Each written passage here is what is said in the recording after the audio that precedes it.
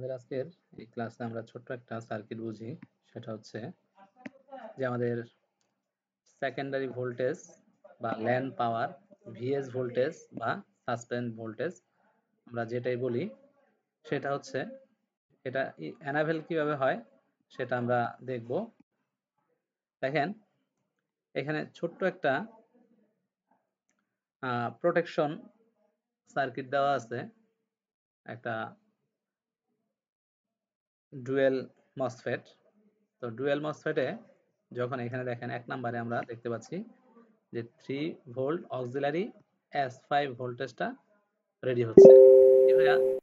এই লাইন ধরে এখানে চলে আসতেছে এবং এই লাইন ধরে এখানে চলে আসতেছে, এদিকে আসতেছে এবং এদিকে আসতেছে। তো এইদিকে আসার ফলে দেখেন এখানে ব্লক আছে, তো এটা কিন্তু এদিকে আর আসতে পারবে না, এখানে আসবে বাট এটা কোনো কাজ হবে না, এখানে এটা ব্লক করে রাখছে। ওকে, বাট এটা হচ্ছে আমাদের গেট, এটা হচ্ছে আমাদের গেট।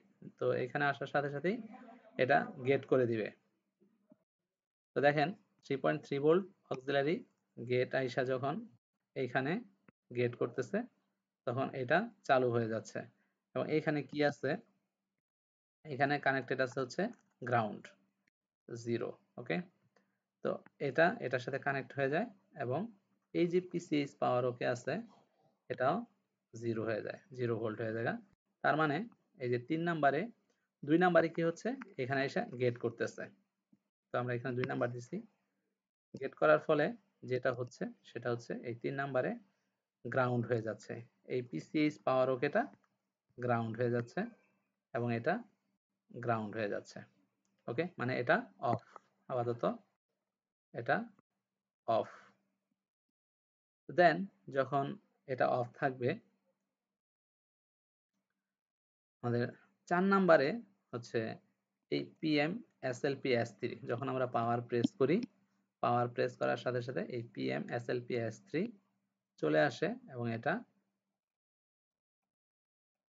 প্যারালালি এইখানে যায় এবং প্যারালালি এইদিকে আসে। ওকে, তো প্যারালালি প্রথমত এইখানে এসে এটাকে গেট করে, 5 নাম্বার দেখতে পাচ্ছেন এখানে, এটাকে গেট করার ফলে এটা কি হয়, এটা এখানে কানেক্ট হয়ে যায় এবং এই যে ভোল্টে এই লাইনটা আছে এটাকে এই যে 6 নাম্বারে এটাকে গ্রাউন্ড করে দেয়, এটা 0 হয়ে যায়, 0 ভোল্টে যায়। তাহলে এটাও 0 ভোল্ট, তার মানে এটা গেট আর করতে পারতেছে না, এই পিসিএইচ পাওয়ার ওকে এনাবেল হয়ে যায় এবং এই 7 নাম্বারে দেখেন 3.5 volt, 3 volt 5 volt on underscore on, এই পিএম এসএলপি এসপি হচ্ছে এসএলপি S3 হচ্ছে এনাবেল।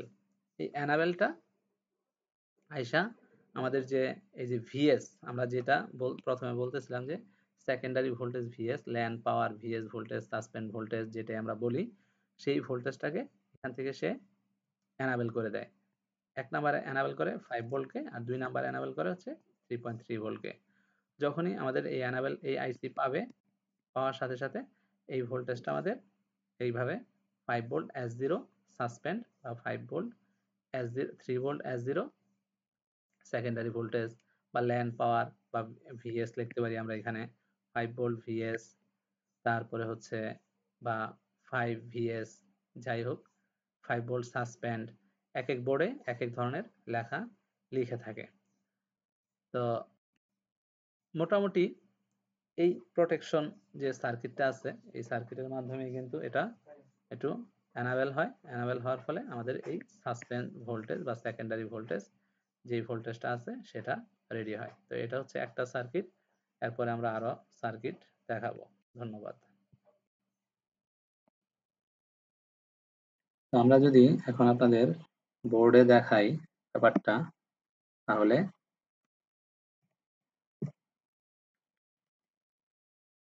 ভালো হয়। দেখেন আমরা যদি স্কিমেটিকে দেখাই তো জিনিসটা এখন ভালো হয়। তো এখানে আমরা দেখতে পাচ্ছি যে দেখেন এই যে সেই ডুয়েল মসফেটটা আমরা এখানে দেখতে পাচ্ছি, আর এখানে যে 3.3 ভোল্ট অক্সিলারি S5 আসছে, আর 3.3 ভোল্ট অক্সিলারি S5 এটা কোত্থেকে আসে, এটা হচ্ছে 5 ভোল্ট 3 ভোল্ট 5 ভোল্ট যে সেকশন আছে সেখান থেকে উৎপন্ন হয়। ঠিক আছে, সেই ভোল্টেজটা উৎপন্ন হয়ে তো এখানে আসে, এখানে সাপোর্টিং ভোল্টেজ হিসেবে আসে। দেন যখন আমরা এটা তো অলরেডি যখন এটা আসে তখন এটা গ্রাউন্ড হয়ে থাকে এবং পিসিএস পাওয়ার ওকে এটা অফ হয়ে থাকে, অফ থাকে। যখনই আমাদের পাওয়ার প্রেস করা হয় এই PMSLPS3 কোত্থেকে আসে সেটা আপনারা জানেন। প্রথমে এটা PCH থেকে পাওয়ার দেওয়ার মাধ্যমে আসে হচ্ছে আয়তে এবং প্যারালালি এটা অন্যান্য জায়গায় যায়। এটা অনেক সময় এটা সরাসরিও যায়, আবার অনেক সময় এটা কনভার্ট হয়ে অন্য নামেও যায়। ওকে, তো আমরা এখানে একটা সিস্টেম দেখাচ্ছি, আরো সিস্টেম থাকতে পারে, সেই সিস্টেমেও আসতে পারে। এই PMSLPS3 অন্য নামেও যেতে পারে, যেমন সাস সি নামেও যেতে পারে, সাস সি হ্যাশ নামে যেতে পারে। তারপরে হচ্ছে কনভার্টে আরো অন্যান্য নামে যেতে পারে। আমরা অন্যান্য বোর্ড যখন দেখব সেই বোর্ডগুলাতে আমরা দেখব কি নামে যায়, কি নামে কনভার্ট হচ্ছে সেটা আমরা দেখব। তো এখানে এই PMSLPS3 আসে এবং আইসা এটাকে এদিকে প্যারালালি এদিকে যায় এবং এটাকে হিট করে গেটকে, এবং এই গেট এটাকে অফ করে দেয়। এখানে 0 ভোল্ট হয়ে যায় এবং এটা প্যারালালি এই যে এখানে দেখেন একটা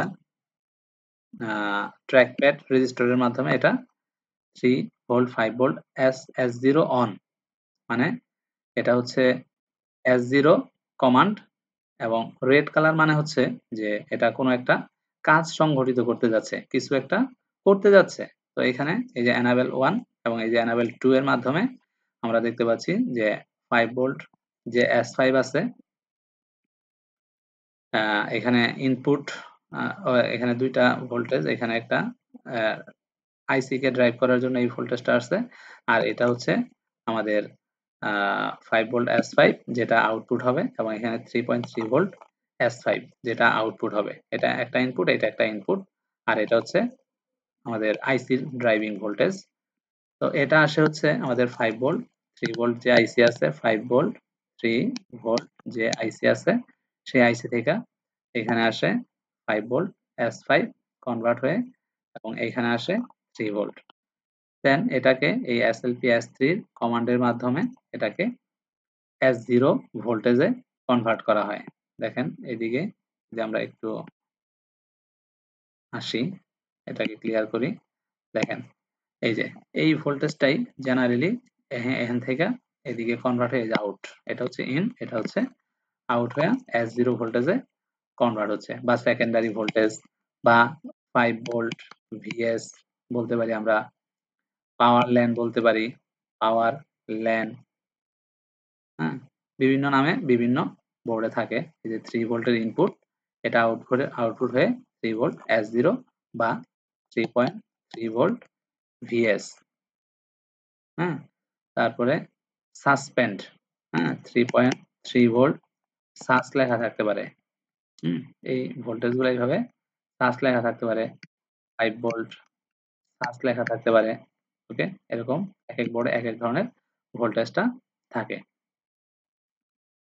তো এইভাবে আমাদের এই ছোট্ট একটা সার্কিট কাজ করে।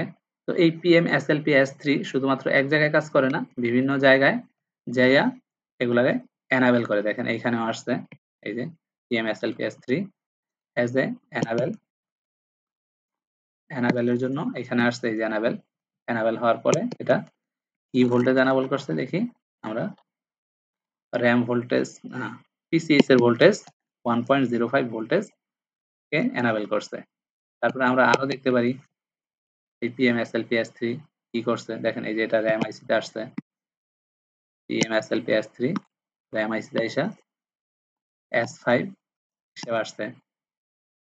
এখানে মানে এটা DDR ভোল্টেজকে, DDR VTT ভোল্টেজকে এনাবেল করার জন্য আসছে। RAM কে তো এনাবেল করবে হচ্ছে SLP_S4, এই S4 কে অনেক সময় S5 হিসেবেও দেখা হয়। আর এই PMSLPS3 আইসা দেখেন এখানে এই যে DDR VTT ভোল্টেজ, RAM এর যে হাফ ভোল্টেজ র্যাম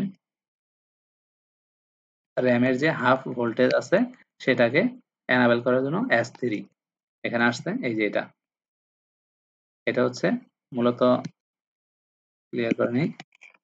যেহেতু র্যাম আইসি দেখেন, এই র্যাম আইসি র্যাম ভোল্টেজ জেনারেট করছে 1.35 ভোল্টেজ, আর এখানে র্যামের হাফ ভোল্টেজ জেনারেট করছে SLPS3। ওকে, এই ভোল্টেজটা জেনারেট করতেছে। তাহলে আমাদের SLPS3 ভোল্টেজের কিন্তু অনেক কাজ। এই যে এখানেও SLPS3 আসছে এনাবেল করার জন্য, এই যে এনাবেল।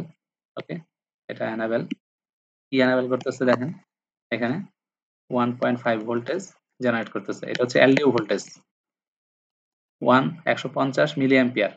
হ্যাঁ, যেগুলো এলডিও ভোল্টেজ এগুলার ইয়াটা খুব কম হয়, অ্যাম্পিয়ারটা খুব কম হয়, 1 অ্যাম্পিয়ারের নিচে। ওকে, এটা হচ্ছে মিলি অ্যাম্পিয়ার 150 মিলি অ্যাম্পিয়ার, তাহলে 1 অ্যাম্পিয়ারের নিচে।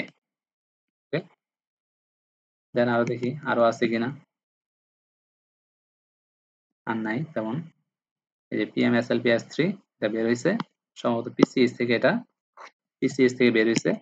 এই যে PMSLPS3 যখন আমরা পাওয়ারটা প্রেস করি, PWR পাওয়ারটা প্রেস করি, তখন এই SLPS3 PMSLPS4 S3 বের হয়। বের হওয়ার পরে এটা আয়তে